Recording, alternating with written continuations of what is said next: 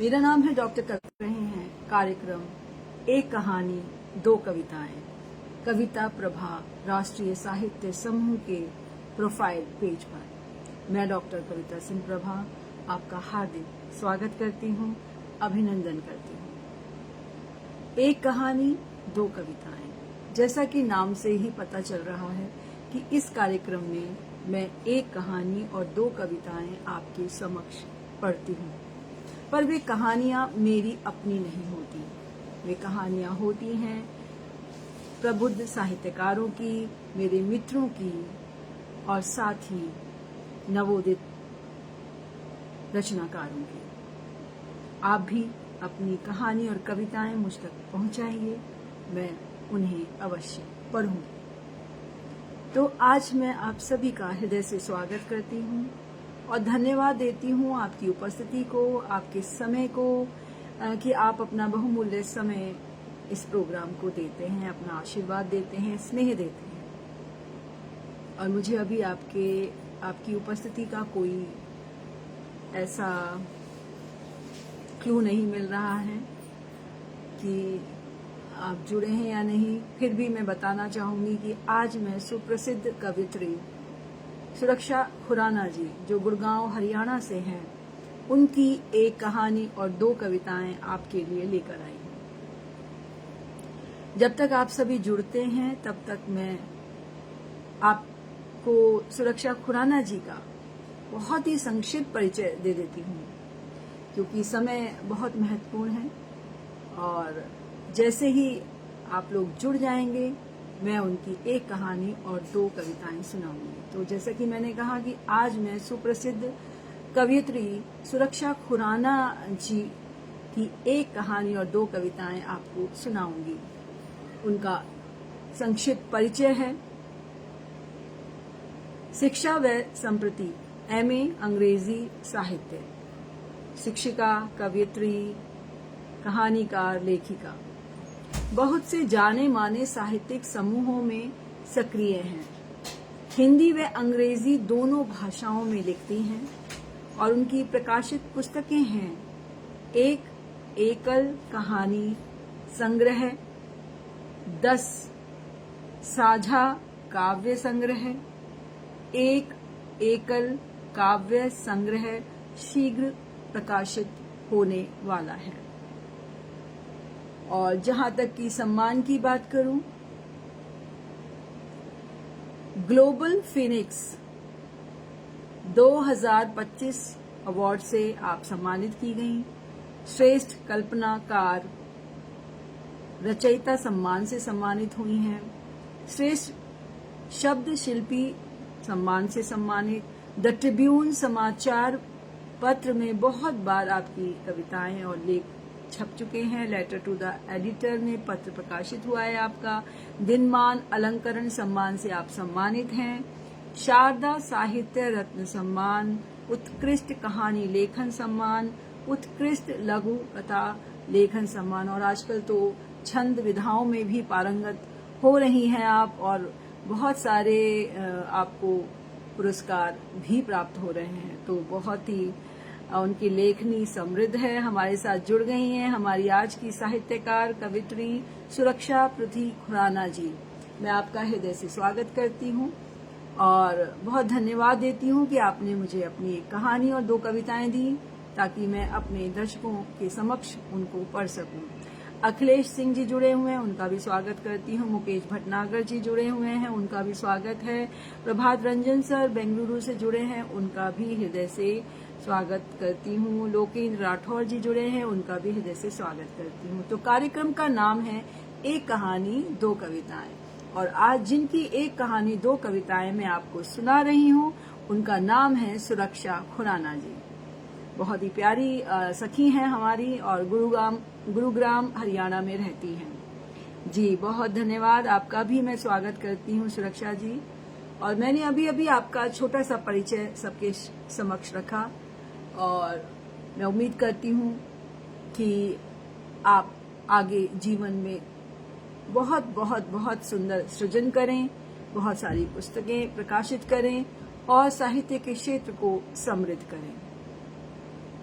आज मैं सुरक्षा खुराना जी की पहली कविता प्रस्तुत करना चाहती हूँ, जीवन का नृत्य। तो ये बड़ा ही अद्भुत उन्होंने प्रयोग किया है कि जीवन का नृत्य यानी जीवन कैसे नृत्य करता है। उन्होंने कुछ अपने भाव इसमें रखे हैं। तो देखिए, जीवन का नृत्य। एक बूंद से सकल जीवन, एक बूंद से सकल जीवन को मिलता एक आधार वही, गर्भित शिशु की एक हलचल से गदगद हो जाती मातृत्व नमी। कितनी सुंदर पंक्तियां हैं, इसको महसूस कीजिए। एक बूंद से सकल जीवन को मिलता एक आधार वही, गर्भित शिशु की एक हलचल से गदगद हो जाती मातृत्व नमी। प्रारंभ हुआ जीवन नृत्य, प्रारंभ हुआ जीवन नृत्य, माँ पिता संरक्षण शैशव काल से, जीवन की कठिन डगर पर चलना होगा पग संभाल के। अनुभवों की ताता थैया से सुरभित हुआ जीवन नृत्य, अनुभवों की ताता थैया से सुरभित हुआ जीवन नृत्य। कठिनाइयों की पगडंडी पर सावधानियां संचित करती प्रत्येक कृत्य, कठिनाइयों की पगडंडी पर सावधानियां संचित करती प्रत्येक कृत्य। भूत भविष्य, भूत भविष्य कर्मों का लेखा जोखा, भूत भविष्य कर्मों का लेखा जोखा, सब है ईश्वर के हाथ। बन कठपुतली नृत्य करते, बन कठपुतली नृत्य करते, कर्म संग पर जाएंगे खाली हाथ। बन कठपुतली नृत्य करते, कर्म संग पर जाएंगे खाली हाथ। दुनिया के इस रंग मंच पर, दुनिया के इस रंग मंच पर किरदार निभा अपना अपना। ईश्वर अनुकंपा से जीवन मिला, ईश्वर अनुकंपा से जीवन मिला। सुकर्मों से पूर्ण हो सबका सपना, सुकर्मों से पूर्ण हो सबका सपना।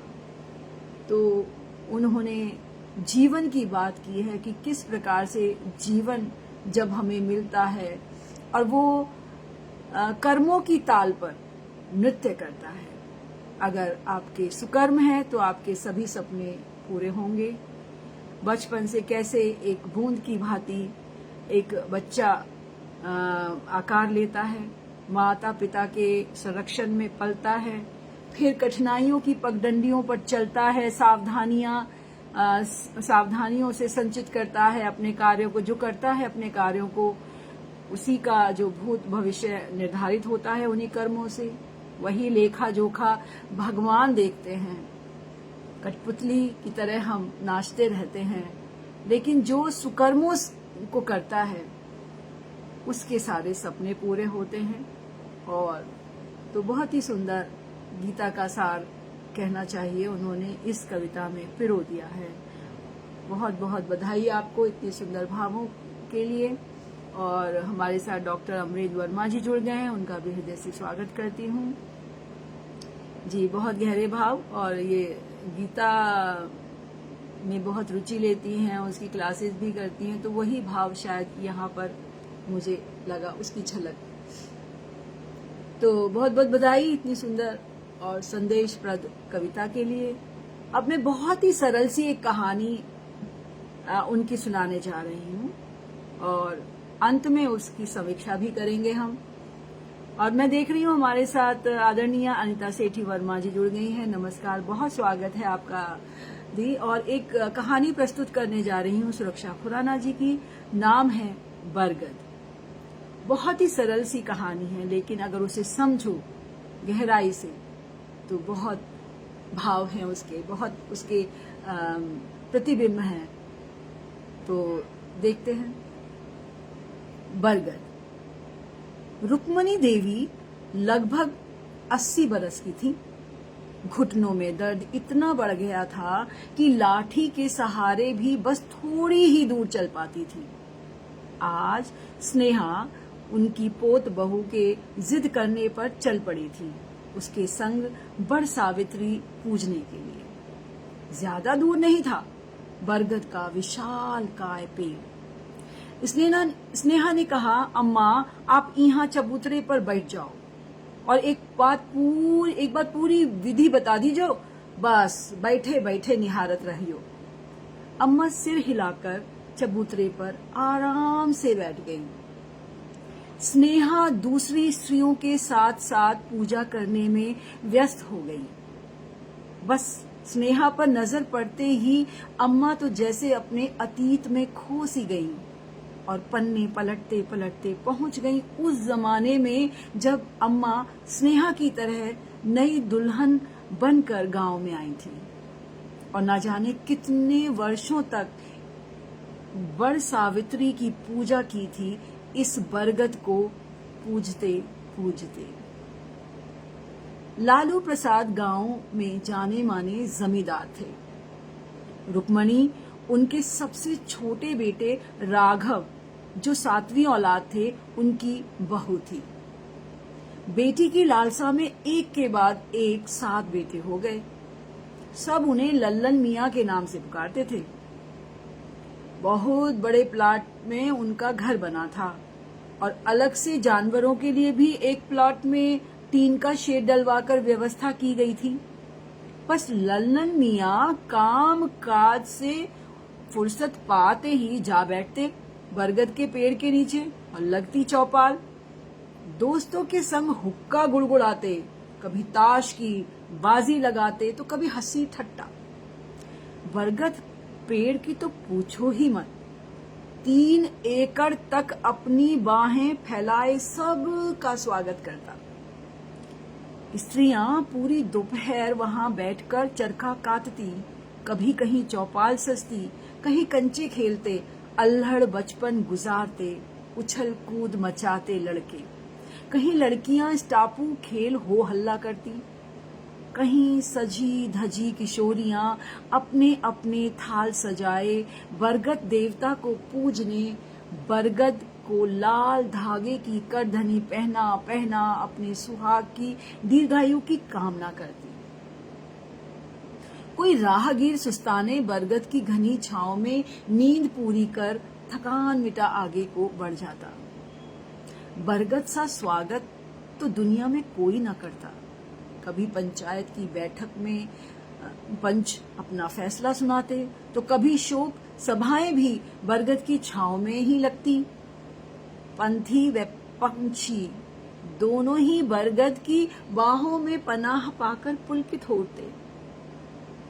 बरगद के कोटर में न जाने कितने पंछी पनाह पाते, अपने अपने घोंसले बना सुकून से रात बिताते। नटखट गिलहरियों का तो मन भावन था बरगद। भगवान ने बरगद को देवता बना दीर्घायु से सुसज्जित कर इंसानियत की रक्षा हेतु भेजा था धरती पर। लालू प्रसाद जी के पहले 5 बेटे खूब पढ़ लिख कर विभिन्न शहरों में उच्च पद पर कार्यरत थे।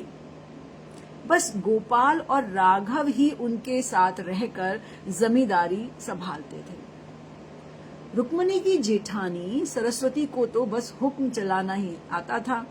घर के कामकाज में भी कभी कभी कन्नी मार जाती, पर रुक्मणी बहुत सुशील, कामकाजी व अपना उत्तरदायित्व समझने वाली महिला थी।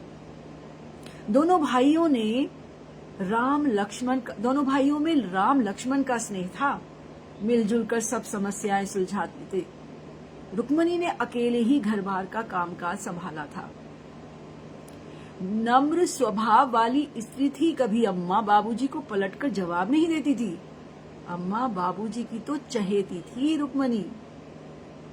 रुक्मणी तनिक जल्दी आओ तो देखो ना, तुम्हारे बाबूजी बोलना चाहवे पर बोल नहीं पा रहे, मुंह भी कैसो टेढ़ो टेढ़ो हो गया। सा हो गया, बायां हाथ तो उठा ही नहीं पा रहे। का हुई गवा कहकर गोपाल राघव को आवाज दे दे चिल्लावन लगी। बाबूजी को तो अचानक से लकवा मार गया था। अम्मा भी वृद्ध हो चली थी। रुक्मणी ज्यों सवेरे से उठती, घर के काम काज में जुटती, फिर अम्मा बाबूजी की सेवा में कब दिन पार हो जाता पता ही न चलता था। रुक्मणी अपनी सहेलियों के साथ दोपहरी में भी बरगद के तले चरखा भी काटने न जा पाती। कभी कभार सांझ में मिलती सहेलियां तो कहती, रुक्मणी तुमने तो हमें बिसार दिया, कभी तुम्हारा मन नहीं करता हम लोगों से मिलने का? तब भी रुक्मणी के चेहरे पर शिकन न आती, बल्कि नम्रता से कहती, तुम लोग तो जानती हो ना कि बाबूजी को लकवा मार गया है, अम्मा जी भी वृद्ध हैं। अगर मैं घर से बाहर जाऊं तो क्या अम्मा जी बाबूजी को संभाल पाएंगी? धन्य हो तुम जो अपना सब कुछ न्योछावर कर घर के बरगद से बुजुर्ग बाप की सेवा में लगी हो। हमें तो तुमसे बहुत कुछ सीखना है।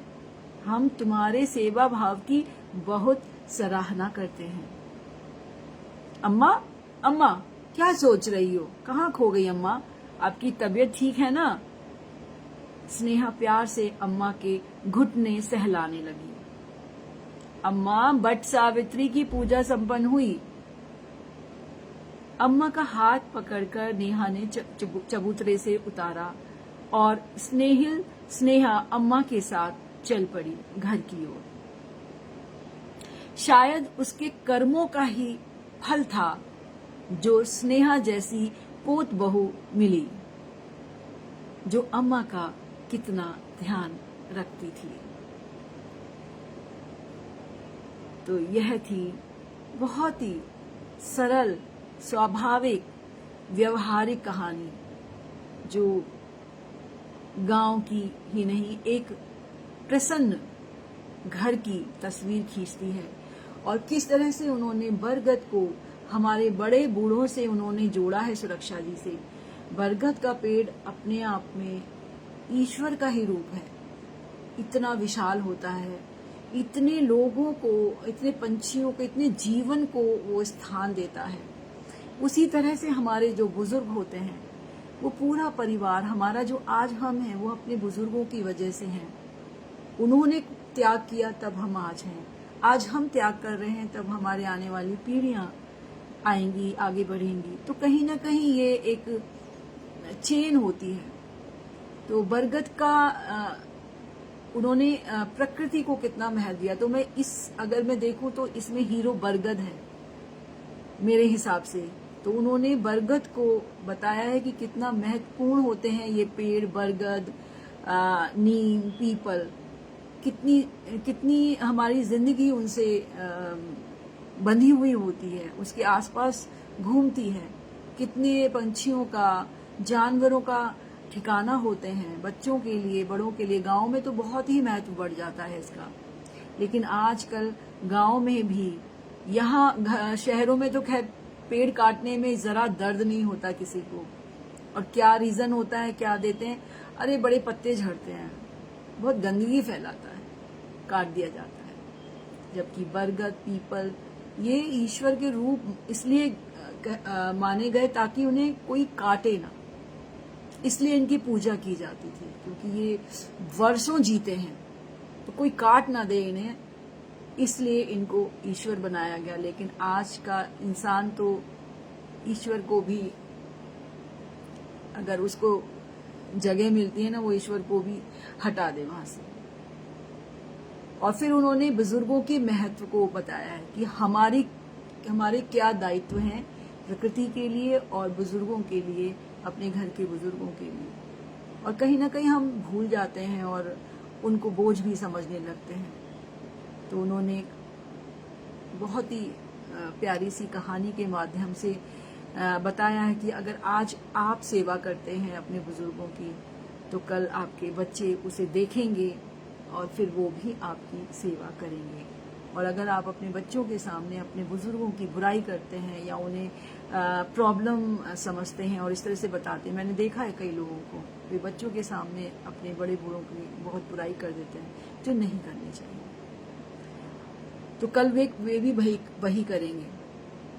तो ये भी इन्होंने बता दिया कि जो आप कर रहे हैं आज, वो उसी का कर्मफल आपको मिलने वाला है। तो बहुत ही सुंदर संदेश। और मैं देख रही हूँ हमारे साथ डॉक्टर अंजू क्वात्रा जी जुड़ गई हैं, उनका स्वागत करती हूँ। कामेश्वर सिंह जी जुड़ गए हैं, उनका भी हृदय से स्वागत करती हूँ। और मुकेश भटनागर जी, प्रभात रंजन जी, सुरक्षा जी, विनीता शर्मा दी भी जुड़ी हुई हैं, उनका भी हृदय से स्वागत करती हूँ। और चलती हूँ अब मैं उनकी दूसरी कविता की ओर। जीवन का नृत्य तो मैंने पढ़ लिया है।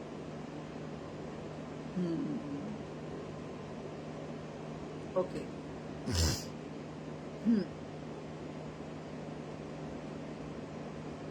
एक गड़बड़ हो गई है मुझसे कि मैंने आपकी दूसरी कविता में भी जीवन का नृत्य ही लिख लिया है, और अब मेरे पास जो आपकी दूसरी कविता है वो तो इसी फोन में है जिससे मैं प्रोग्राम कर रही हूँ। तो आप जल्दी से ऐसा कर सकती हैं सुरक्षा जी कि आप मुझे इस में आप अपनी कोई कविता भेज दें। क्या कहते हैं इसमें, कमेंट में जल्दी से पोस्ट कर दें, वहां से मैं पढ़ दूंगी। ये तो गड़बड़ हो गई। तो जल्दी से भेज दीजिए।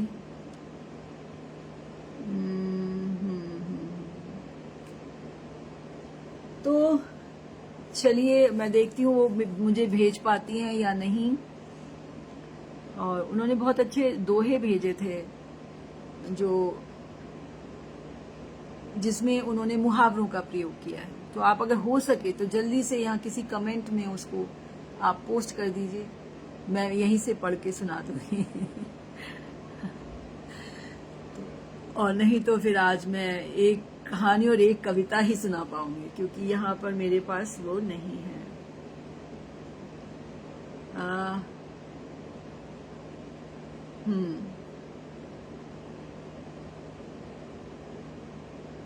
चलिए,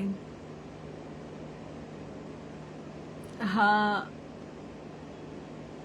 तो आप भेज दीजिए मुझे यहाँ पे कमेंट में पूरी कविता अपनी पोस्ट कर दिए। ये पहली बार हुआ है आज मेरे साथ, और मेरा दूसरा फोन भी कहीं खो गया है जिसमें मेरा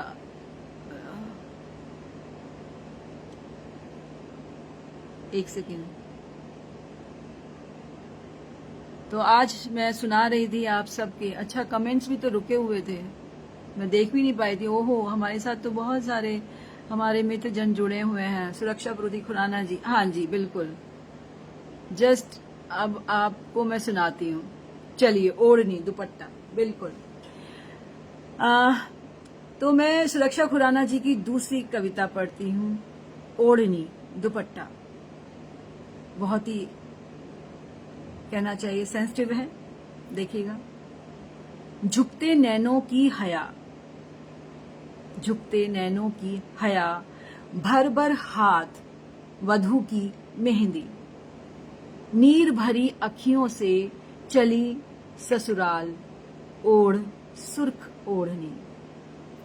झुकते नैनों की हया, भर भर हाथ वधू की मेहंदी, नीर भरी अखियों से चली ससुराल, ओढ़ सुर्ख ओढ़नी। माँ का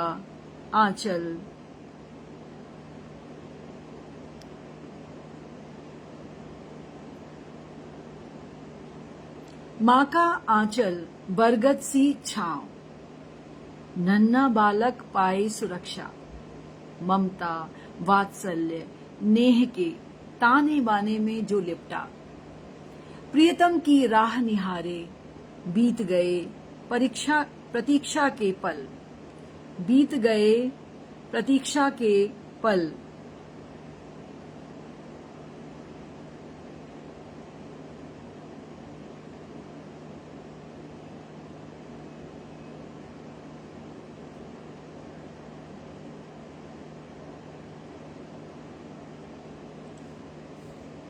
प्रियतम की राह निहारे बीत गए प्रतीक्षा के पल, लहराती ओढ़नी संग डोलती हो चंचल चंचल। कभी ओढ़नी समेटती विह्वलता वेदना के भारी पल, झरझर बहते आंसू कुंठित होते मौन स्वर। खिलता धरा का नव यौवन, खिलता धरा का नव यौवन, खिलता धरा का नव यौवन।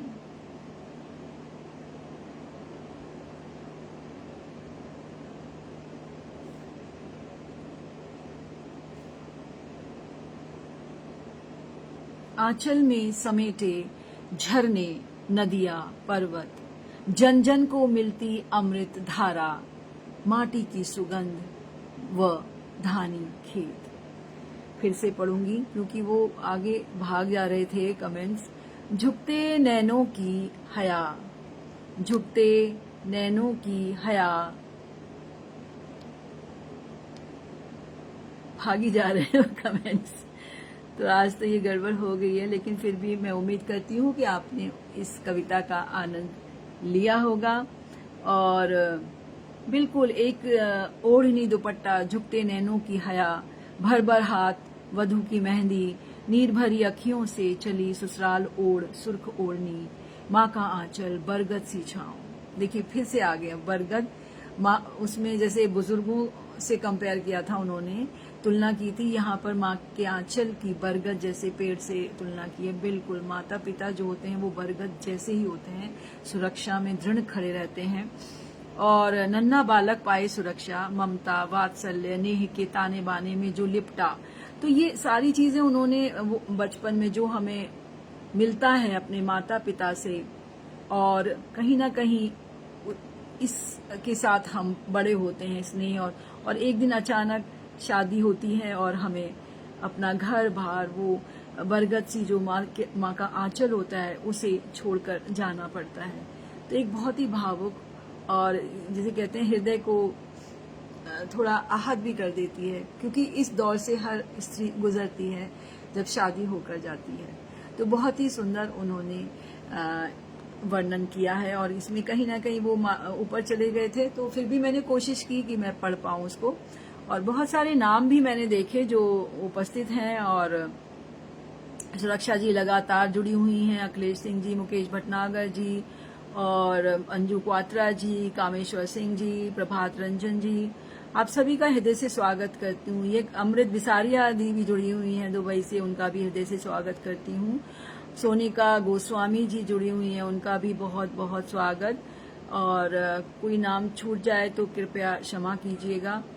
तो आज जो हमने उनकी कविता पढ़ी, तो मैं यही समझती हूँ कि उनकी कविताएं प्रकृति, कर्म और परिवार, इन तीनों के ताने बाने को बुनती हैं। गायत्री जोशी जी उपस्थित हैं, लखनऊ से हिमानी राणा उपस्थित हैं, मेरी भाभी, उनको नमस्कार है। तो बड़ी प्यारी सी उनकी कहानी और कविताएं थी कि पहले में उन्होंने गीता के सार को अपने शब्दों में पिरोया। कहानी बरगद में उन्होंने पेड़ों की क्या महत्ता है हमारे जीवन में, और बुजुर्गों से फिर उस वट वृक्ष को, बरगद के पेड़ को तुलना की। तो दोनों का ही बहुत महत्व है।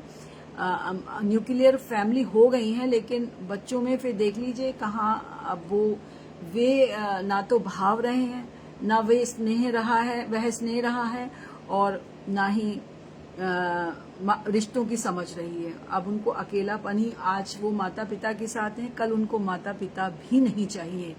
तो ऐसे बनाते जा रहे हैं हम अपने एकल परिवार को। तो कहीं ना कहीं बुजुर्गों का होना घर में बहुत जरूरी है, और ऐसे ही हमारे आसपास वृक्षों का होना बहुत जरूरी है। उनका हमें संरक्षण करना चाहिए, जैसे हम अपने बच्चों का करते हैं उसी तरह से हमें अपने बुजुर्गों का भी करना चाहिए। तो आज की कहानी और कविता यही संदेश मैंने देखा कि उन्होंने बरगद को, पेड़ों को माता पिता से, अपने बड़ों से कंपेयर किया, उनसे तुलना की, उनको वैसा ही बताया। बिल्कुल वृक्ष हमारे मित्र हैं, हमारे बुजुर्ग हैं, जो बड़े बड़े वृक्ष हैं, सालों में बड़े होते हैं और हम अपने घर को साफ सुथरा रखने के लिए काट देते हैं। तो बहुत ही सुंदर संदेश, और इसी के साथ मैं आप सबका हृदय से धन्यवाद देती हूँ। सुरक्षा खुराना जी को बहुत बहुत बधाई देती हूँ इतनी सुंदर कहानी और रचनाओं के लिए, और उम्मीद करती हूँ कि आपको यह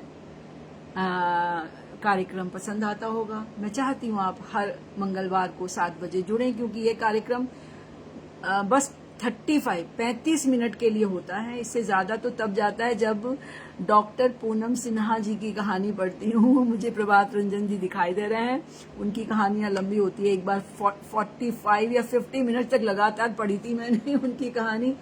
अदरवाइज जो ये कार्यक्रम 35 मिनट में खत्म हो जाता है। तो लेकिन आया कीजिए, क्योंकि इसके माध्यम से आप सुरक्षा जी की रचनाओं को तो सुन पाएंगे ही, साथ में उनके क्या विचार हैं, किस तरह से उन्होंने लिखा, क्या सोचा होगा, ये सब जो है उनके दिमाग में हमें पता चलता है। एक साहित्यकार को हम और भली भांति जान पाते हैं।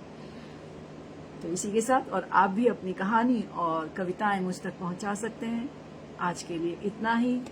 धन्यवाद। शुभ रात्रि। जय हिंद, जय भारत।